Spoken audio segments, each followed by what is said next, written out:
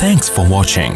Don't forget to like, comment, share and subscribe to Mufti Tariq Masood, famous scholar. تو تربیت کی ضرورت ہے، جسمانی بھی اور روحانی بھی۔ روحانی کا مطلب انسان کو انسان کا بچہ بنانے کے لیے جب تک کوئی انسان کو انسان کا بچہ کوئی بنائے گا نہیں، یہ بنے گا نہیں، یہ خود سے نہیں بن سکتا۔ یہ اسلام کا دعویٰ ہے اور یہ بالکل حقیقت پر مبنی۔ اسلام نے یہ دعویٰ کیا کہاں ہے؟ سوال پیدا ہوتا ہے بھائی اسلام نے کہاں کہا ہے کہ جب تک کوئی اسے انسان کا بچہ نہیں بنائے گا یہ خود سے نہیں بنے گا؟ خود کسی میں اللہ نے اتنی قابلیت نہیں رکھی ہے کہ وہ خود سے بن جائے، یہ نہیں ہے، ناممکن۔ دیکھو نا، گوروں میں واش روم میں پانی کا رواج نہیں ہے نا، تو خود سے بن گئے ہیں؟ نہیں بنے نا، ماں باپ نے نہیں سکھایا، ماں باپ کو ماں باپ نے، تو وہ حیران ہوتے ہیں یار یہ پانی وانی کیا ہوتا ہے، اور ہم کہتے ہیں یہ بغیر پانی کے کیسے؟ بھائی ممکن ہی نہیں ہے۔ تو یہ صرف ایک چیز نہیں ہے، درجنوں چیزیں ہیں۔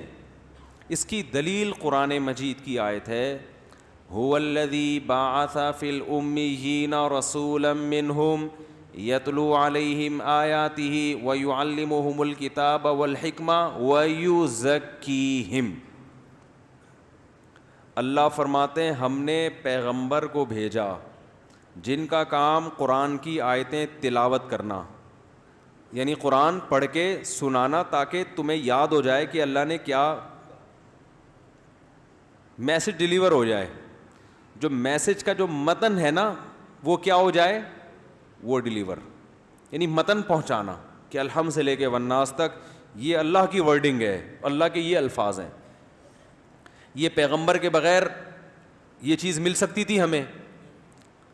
ارے بھائی سفیر کا کام ہوتا ہے، جس ملک کا سفیر ہے وہ سفیر واسطہ بنتا ہے، اس ملک کا پیغام آپ تک پہنچا دیتے کہ بھائی یہ ڈونلڈ ٹرمپ کے یہ الفاظ ہیں، یہ لیٹر ہے، یہ لیٹر میں آپ کو دے کے جا رہا ہوں۔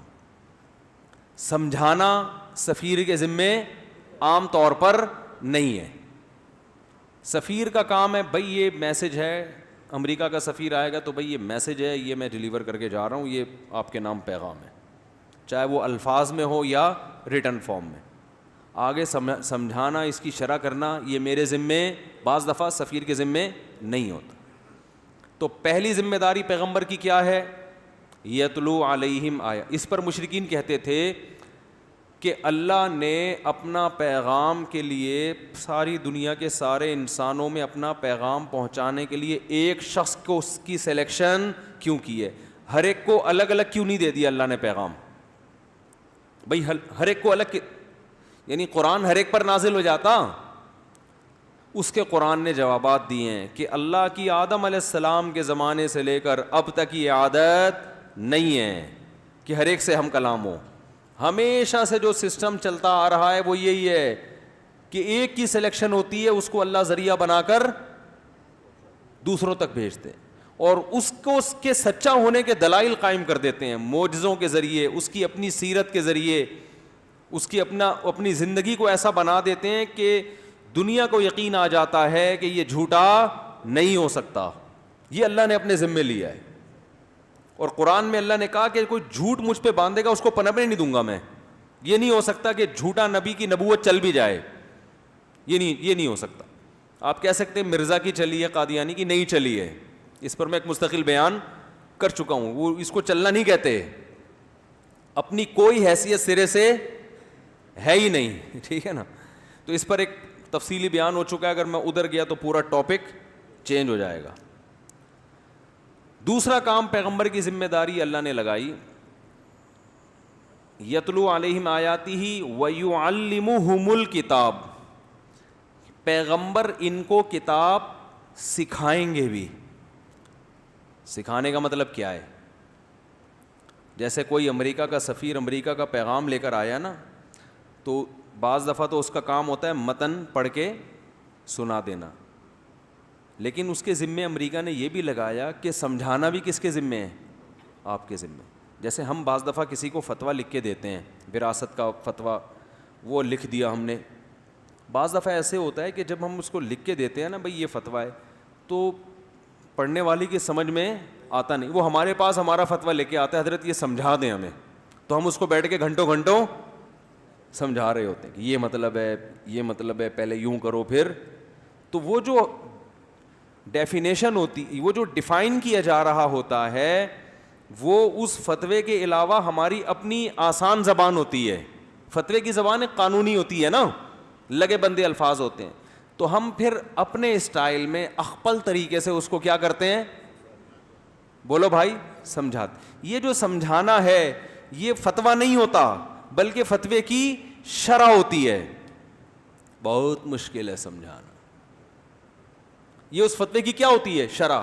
تو یہ الفاظ اور فتوے کے الفاظ کیا ہوتے ہیں, چینج ہوتے ہیں. یہ سیم اگر ہو تو شرح تھوڑی ہوئی. میرے منکرین حدیث سے بحث ہوئی تھی نا, میں وہ بحث نہیں بتا رہا, صرف اتنی بات. وہ منکرین حدیث کہتے تھے یتلو علیہم آیاتی و یزکیہم و یعلمہم. یزکیہم پہلے ہے, ایک آیت میں یزکیہم بعد میں, اور ایک آیت میں یزکیہم پہلے, دونوں طرح کی آیتیں. تو جو وہ یہ کہتے ہیں نا کہ حدیث حجت نہیں ہے, کہتے ہیں صرف قرآن کو مانو, قرآن کو. تو میں نے ان سے کہا قرآن خود کہہ رہا ہے کہ نبی کا کام ہے کتاب سکھانا. تو اگر حدیث کو نہیں مانتے تو نبی نے جو سکھایا ہے وہ گیا کہاں؟ اور جب نبی صحابہ کو سکھا رہے تھے, اس کا مطلب صحابہ براہ راست قرآن نہیں سمجھ سکتے تھے. نبی سے قرآن کا متن تو لیا صحابہ نے, اس متن کا مطلب بھی لیا ہے صحابہ نے, اور جو مطلب اور شرح اور جو اس کی تفصیل ہے وہ اس متن کے علاوہ کوئی چیز ہے. تو اگر یہ حدیث حجت نہیں ہے تو پھر وہ علاوہ کہاں ہے؟ اگر نہیں ہے تو اس کا مطلب ہم قرآن سمجھ سکتے ہی نہیں ہیں. آپ لوگ کی سمجھ میں آ رہا ہے میں کیا کہہ رہا ہوں؟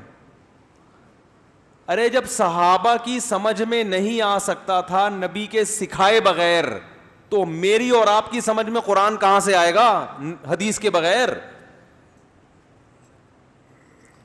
آپ کہہ سکتے ہو کہ صحابہ کی سمجھ میں آ سکتا تھا تو ہماری سمجھ میں بھی آ سکتا ہے. سوال یہ کہ اگر صحابہ کی سمجھ میں قرآن براہ راست آ سکتا تھا تو اللہ نے نبی کے ذمے کیوں لگایا یعلمہم, نبی سکھائیں گے ان کو؟ تو اس سے پتہ چلا کہ صحابہ عربی جان کر ان کی زبان میں قرآن نازل ہوا, پھر بھی قرآن کو براہ راست نہیں سمجھ سکتے تھے جب تک کہ نبی ان کو تشریح نہ کریں. اور ایسا ہوا ہے, بہت سے صحابہ سے قرآن کی آیتوں میں مسٹیک ہوئی ہے. جب نبی کے پاس آئے تو آپ صلی اللہ علیہ وسلم نے ان کو ان کا مطلب بتایا. 2 مثالیں اس وقت میرے ذہن میں. قرآن میں آتا ہے الذین آمنوا ولم یلبسوا ایمانہم بظلم اولئک لہم الامن وہم مہتدون. قرآن میں آتا ہے جو لوگ ایمان لے آئے اور ایمان کے ساتھ ذرا بھی ظلم ان کے ایمان کے ساتھ مکس نہیں ہوا. ایمان تو تھا مگر اس میں ظلم ذرا بھی, وَلَمْ يَلْبِسُوا إِيمَانَهُمْ بِظُلْمٍ, ذرا سا بھی ظلم اس کے ساتھ نہیں تھا, تو یہ لوگ امن میں ہوں گے اور یہی سیدھے راستے پر ہے. بہت سے صحابہ کو خیال ہوا کہ تھوڑا بہت ظلم تو ہر آدمی سے دنیا میں ہو جاتا ہے. کیا ہو گیا آپ لوگوں کو؟ آج کچھ عجیب عجیب سے لگ رہے ہیں آپ لوگ. بھائی ہر آدمی سے تھوڑا بہت ظلم, زیادتی ہلکی پھلکی تو تھوڑی سی غیبت ہو گئی, تھوڑا سا کچھ تکلیف ہو گئی. ساری زندگی ایسے اپنے آپ کو بچا کے رکھنا کہ سرے سے کبھی دنیا میں ظلم چھوٹا موٹا بھی, کیونکہ قرآن کے بظلم, بظلم نہیں ہے, الظلم نہیں ہے, ظلمن, اس میں تنوین تقلیل کے لیے, معمولی سا بھی ظلم نہیں ہونا چاہیے. تو صحابہ ڈر گئے کہ بھائی یہ آیت تو ہمیں کیا کر رہی ہے, مایوس, کہ ہم تو سیدھے راستے پر ہو ہی نہیں سکتے, کیونکہ قرآن کہہ رہے یہی لوگ سیدھے راستے پر ہیں اور امن میں یہی لوگ ہوں گے قیامت کے دن کہ ایمان لائے اور اتنا سا رائی کے دانے کے برابر بھی ظلم نہیں ہوا ہی نہ ہو. پریشان ہو گئے. نبی صلی اللہ علیہ وسلم سے پوچھا یا رسول اللہ, اللہ تو فرما رہے ہیں کہ ایمان لے اور ذرا بھی ظلم, تو چھوٹی موٹی تو ہم سے خطائیں ہو ہی جاتی ہیں. تو آپ نے فرمایا کیا تمہیں نہیں پتا قرآن میں اللہ نے شرک کو ظلم کہا ہے, ان الشرک لظلم عظیم. یہاں ظلم سے مراد شرک ہے. شرک معمولی سا بھی برداشت نہیں ہے. ایمان کا بیڑا غرق. شرک کے ساتھ جو مرضی کرتے رہو, سب قیامت کے دن برباد ہے. پھر صحابہ کو تسلی ہوئی کہ یہاں ظلم سے کیا مراد ہے. یعنی یہ ورڈنگ ہے نا, یہ تو اللہ, تو اس کا مطلب کس نے بتایا؟ نبی صلی اللہ علیہ وسلم. یہ جو قرآن مجید میں آیت ہے کہ کلوا واشربوا حتی یتبین لکم الخیط الابیض من الخیط الاسود, کہ تم رمضان کی رات میں کھاؤ پیو یہاں تک کہ سفید دھاگا سیاہ دھاگے سے جدا ہو جائے, اس وقت تک کھا سکتے ہو. ایک صحابی رات کو دھاگا لے کے اس سے مراد ہے لائنیں, جو مشرق کے وقت جو ایک پہلے بلیک لیئر ہوتی ہے نا اندھیری, تو وہ بالکل وائٹ روشنی پھیل جائے, تو بلیک اور وائٹ میں فرق کیا ہو جائے, واضح صاف پتہ چل جائے کہ اب وہ جو ڈارکنیس تھی نا وہ کیا ہو گئی ہے, ختم. تو یہ کنایا تھا قرآن میں کہ بھئی سفید دھاگا سیاہ دھاگے سے کیا ہو جائے, جدا ہو جائے. تو صحابی دھاگے رکھ کے بیٹھ گئے. اب پریشان ہے یہ سفید اور سیاہ میں فرق کب پتہ چلے گا. تو نبی صلی اللہ علیہ وسلم کے پاس آئے تو آپ صلی اللہ علیہ وسلم نے فرمایا اس سے مراد کیا ہے. پھر قرآن میں یہ من الفجر کا لفظ بھی داخل ہو گیا. کیا لفظ داخل ہو گیا؟ من الفجر. کہ ان صحابی کے سوال کی برکت سے اللہ نے خود بخود ایک لفظ کا اضافہ کر دیا, من الفجر, یعنی کس کا؟ فجر کا وقت داخل ہو جائے. تو ایسی اور بہت سی آیتیں ہیں. اب یہ اصول فقہ مدرسوں میں پڑھایا جاتا ہے, جس میں بتایا جاتا ہے کہ قرآن کی آیتوں میں قرآن کو سمجھنے کے تفسیر کے اصول کیا ہیں. آج جتنے متجددین پیدا ہو رہے ہیں نا, جو فنڈر بنے ہوئے ہیں, انہوں نے 99% نے وہ اصول نہیں پڑھے ہوئے ہوتے, اور خود بھی گمراہ ہو رہے ہیں اور لوگوں کو بھی گمراہ کر رہے ہیں. ایک مثال دیتا ہوں میں آپ کو. پتہ ہے جناب پروفیسر غامدی صاحب اکثر قرآن کا ریفرنس دیتے ہیں کہ میں صرف کس کو مانتا ہوں؟ قرآن کو مانتا ہوں. جو حدیث ان کے مسلک سے ٹکراتی ہے وہ حدیث کیا ہو جاتی ہے؟ رد ہو جاتی ہے. وہ کہتے ہیں اصل کیا ہے؟ قرآن. اور حقیقت بھی اصل قرآن ہے, حدیث اس کی تشریح ہے. یہ تو ہمارا بھی یہی مذہب ہے. لیکن جہاں تشریح ہو رہی بھی ہوتی ہے نا, جو ان کی اس سے ٹکرا رہی ہوتی ہے سوچ سے, وہاں وہ تشریح نہیں مانتے. اب محترم نے بہت ساری حدیثوں کا انکار کر دیا اصولی طور پر. اب انہوں نے کیا فرمایا, کل آپ کا پرچہ ہے تو آپ رمضان کا روزہ چھوڑ سکتے ہیں. فرض رمضان کا روزہ پیپر کی تیاری میں آپ کیا کر سکتے ہیں؟ چھوڑ سکتے ہیں. یہ کہاں سے نکالا؟ وہ والے قرآن کی آیتوں سے یا وہ حدیثوں سے جس میں سفر میں روزہ چھوڑنے کی اجازت دی. بھئی سفر بھی ٹینشن ہے تو کل پیپر بھی کیا ہے؟ ٹینشن ہے. مستقبل آپ سے وابستہ ہے, تو آپ کے پیپر میں کہیں نمبر کم نہ آ جائیں تو آپ روزہ کیا کرتے ہیں؟ یہ کہاں کی کہاں لگا دیے. تو میں ان سے پوچھتا ہوں, اس کے تو جوابات میں دوسرے بیانات میں دے چکا ہوں, لیکن میں محترم سے ایک سوال پوچھتا ہوں کہ آپ اس کے قائل ہیں کہ سفر میں ہم نے 2 رکعتیں پڑھنی ہیں, 4 نہیں پڑھنی. قرآن میں تو اس کا ذکر نہیں ہے. قرآن کے تو الفاظ ہیں وَإِذَا ضَرَبْتُمْ فِي الْأَرْضِ, جب تم زمین میں سفر کرو, فَلَيْسَ عَلَيْكُمْ جُنَاحٌ أَن تَقْصُرُوا مِنَ الصَّلَاةِ, تو تم پر کوئی گناہ نہیں ہے کہ نماز میں کمی کر دو. إِنْ خِفْتُمْ أَن يَفْتِنَكُمُ الَّذِينَ كَفَرُوا, اگر تمہیں ڈر ہے کہ کافر تمہیں فتنے میں نہ ڈال دیں, کافر حملہ نہ کر دیں. تو قرآن تو کہہ رہے اگر جنگ کا خوف ہے, کافر تمہیں قتل نہ کر دیں, تو 4 کی کتنی کر لو؟ 2 کر دو. یہ والا مسئلہ کہ ہمیشہ 4 کی کتنی پڑھی جائیں؟ 2, یہ تو حدیث میں ہے, قرآن میں تو ہے ہی نہیں ہے. لیکن یہاں کیونکہ آسانی, اگر یہ کہیں گے کہ سفر میں 2 کی کتنی پڑھو؟ 4 پڑھو, حالت جنگ میں 2 پڑھ سکتے ہو, تو پبلک اس کو, کیونکہ پبلک رخصتیں اور آسانیوں میں آپ کو فالو کر رہی ہے, ٹھیک ہے نا. پبلک آپ کو اپنا امام مان رہی ہے کہ آپ نے اسلام کو کیا کر دیا ہے؟ آسان. تو آپ نے بھی اتنا قرآن کو فالو کرنا ہے جہاں صرف آسانیوں والا قرآن ہو, جہاں قرآن کو فالو کرنے میں پریشانی بڑھ رہی ہے, وہاں آپ قرآن کو نہیں مانتے, وہاں آپ کس کا سہارا لے رہے ہیں؟ حدیث کا سہارا لے رہے ہیں. سمجھ میں آ رہی ہے بات کہ نہیں آ رہی ہے؟ تو ان لوگوں کے کوئی اصول نہیں ہوتے ہیں. تو میں یہ عرض کر رہا تھا کہ نبی کی پہلی ذمہ داری ہے قرآن تلاوت کرنا, ٹھیک ہے, دوسری ذمہ داری ہے قرآن بولو یعلمہم, سکھانا. تو صحابہ کرام نبی سے سیکھے بغیر خود قرآن سمجھ نہیں سکتے تھے, لیکن اس سے پورا قرآن مراد نہیں ہے, یاد رکھو.